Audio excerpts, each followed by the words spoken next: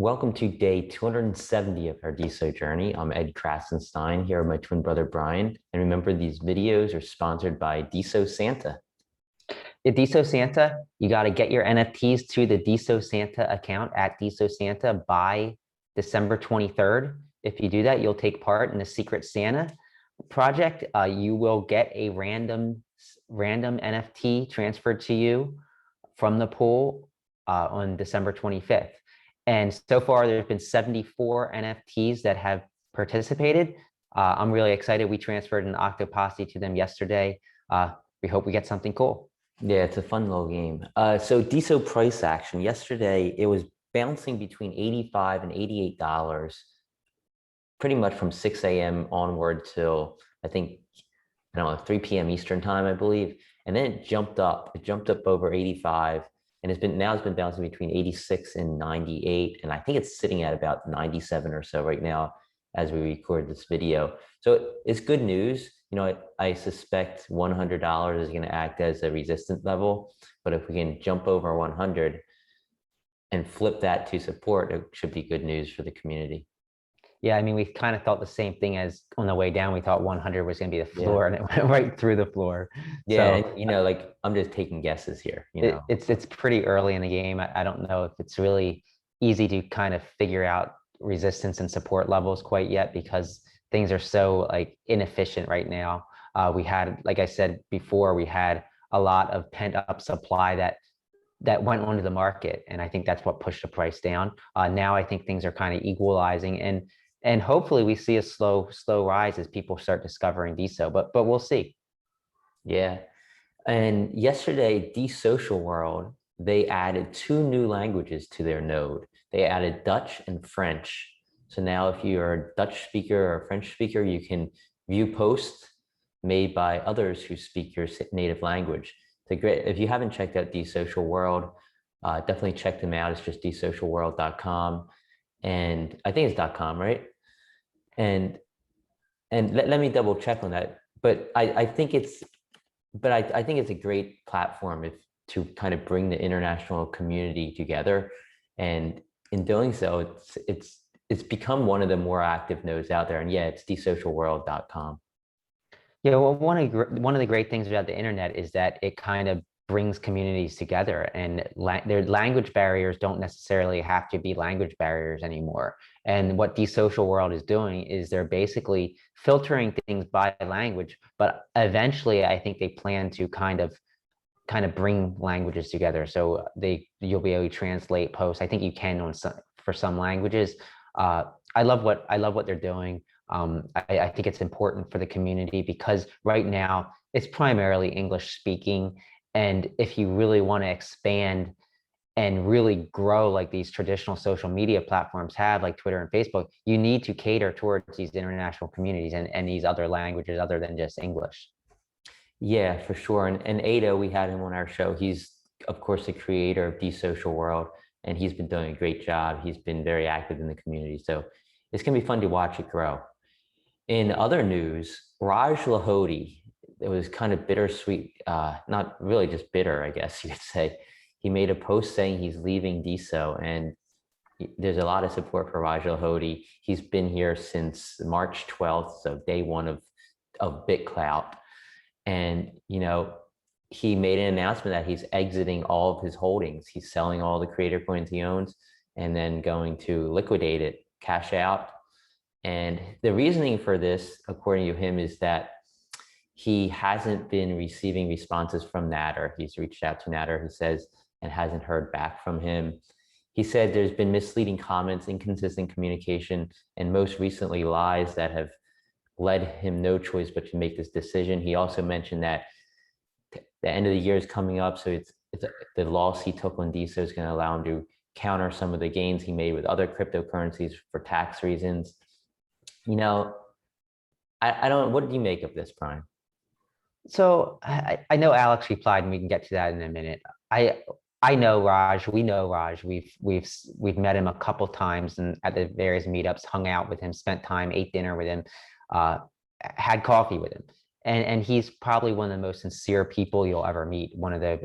He's just caring. I also think that I can see both sides. So I know what it feels like to not be listened to and feel like, hey, we have all these great ideas, but nobody's listening. And we've been through that with other projects and other things. So I totally get what he's saying. But at the same time, we've also run projects with hundreds of people who are constantly contacting you. And it gets to be overwhelming, especially early on before you have the capacity to deal with all of the questions and all of the troubleshooting and all of that. So I totally get where the core team could be overwhelmed. And I think that's I mean, I don't think absolutely it could changing. be, they are overwhelmed right Yeah. now, I think. And I think that's all changing. I mean, they just hired 5 people, 5 new people, for many of them for community outreach. So I think that's going to change probably moving forward, probably from here on out. And I think Raj's post is probably going to push that even further. Additionally, I think that a lot of people in crypto, there's waves of people. So you have the early adopters who come on, some of them make it, some of them move on to other things, and some of them move on to other better things. If Raj moves on, he might move on to other better things. But more times than not, we see these waves, and as new waves come on, you get new ideas and new approaches to things, and it just grows the project, and it adds to the project. And then you see a lot of these older waves come back in after the right changes have been made. So I hope Raj sticks around. I hope that he continues to contribute. I think he's a very smart individual. I think he has a lot of great ideas. I think that Natter is listening now. I think that the core team is listening now. Alex replied within hours and gave a response, which you're going to get to here in a second. I wouldn't take one side or the other. I think that it's just kind of an unfortunate event that happens in most early stage projects, just because of growth and because of stretching yourself in all different directions. Yeah, and I think he has a point. There has been inconsistent communication. Without a doubt, I think communication could get better, and we've seen it get better. And I think we will see it get even better than it has. As far as misleading comments go, I don't really think there's been misleading comments, but that's my opinion. I think it's more like comments have been made and then changes have been made or opinions have changed within the core team to make so like original comments or things that they had planned to do might get backtracked or sidetracked because they change their mind on things or come up with a better solution. So I don't know about that. And in all fairness, we don't know if anything happened in private via DM or anything. So I mean, we really can't take a position on that. It was something said behind closed doors that we aren't privy to, maybe. Yeah, exactly. But getting back to Raj, he's been one of the greatest ambassadors, yet also one of the best critics of DeSo. He's on Clubhouse trying to get people to sign up to DeSo all the time. He's created platforms that made it easier for people to sign up for DeSo. Yet when he sees something that he doesn't like, he's not afraid to voice his opinions, and he's done that on numerous occasions. Hopefully, things go well with DeSo and Raj comes back sooner rather than later. We'll just have to wait and see. But Alex Villegas did respond, and he said that he's a big follower / fan of Raj, and he promises that Natter never intentionally ghosted him. He said they've been slammed and they've been overwhelmed. So, I'm sure Natter gets literally probably hundreds of messages every week, and it's virtually impossible to respond to every single one of them in a timely fashion. There's going to be frustration when you contact the head of DeSo and you don't hear back. But at the same time, Natter's been working on this Coinbase listing. I'm sure there's a million other things he's been working on as well, including the DeSo DAOs and the smart services and updates to the NFT platform. It's just numerous things he's been working on, as well as doing some press interviews and stuff like that. So I think we'll have to just wait and see how this goes. Hopefully Raj comes back though. Yeah, well, and you keep saying comes back. He made it clear he's not going anywhere really. He just took out all of his DeSo. He sold his creator coins and sold his DeSo. He still said he's going to be posting. So I don't think I think like whatever he does with his finances is totally his, whatever he wants to do, But I hope he does remain active, and I hope he contributes like he has been. Yeah, definitely. So let's move on. Quartify by It's Aditya and Weeblet we mentioned them, I think it was yesterday or the day before, that they're bringing diamonds to Discord, DeSo diamonds to Discord. So you can actually diamond a post somebody makes on Discord, and that money is transferred to their DeSo account, and that same amount as the diamond would be worth.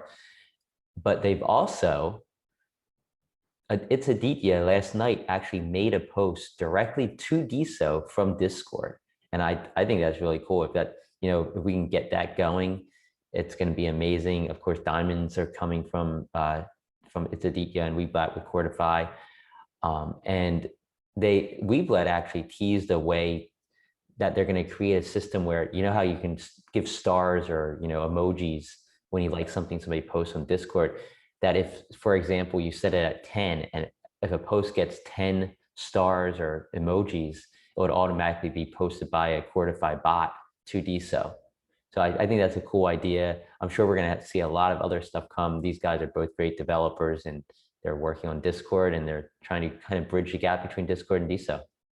I would argue it's probably one of the most important things that can happen is the integration of DeSo into these already created platforms. And I think this is a great way. And the great thing about Discord is that Discord doesn't have to decide to do it. A developer on Discord can do it, and other Discord channels can kind of adopt it if they wish to. Yeah, for sure. And I want to mention NFTs previewed their Q1 2022 roadmap. And that roadmap includes a brand new homepage. So it's, we're going to have a whole new front end for NFTZ.zone. Of course, this is Brian and I's project. We're working with Van Halen Brothers on it. They're going to have a brand new social experience. So, that's something that other NFT chains and platforms really can't do, because the NFTs aren't in the blockchain, in the social blockchain, I guess you could say. So we're going to do whatever we can to integrate social aspects of the DeSo blockchain into our platform. And I think you're going to see a lot of cool new features that you don't see with like OpenSea or Foundation or some of the other bigger, well-known NFT platforms out there. We think there's a huge advantage being on DeSo, NFTs being on DeSo, because it is embedded into that social ecosystem. And then there's going to be improved minting options that are coming. So we're really excited about that. There's some other things that we're working on as well that we'll talk about a little later, and maybe early next year, but we're excited about that.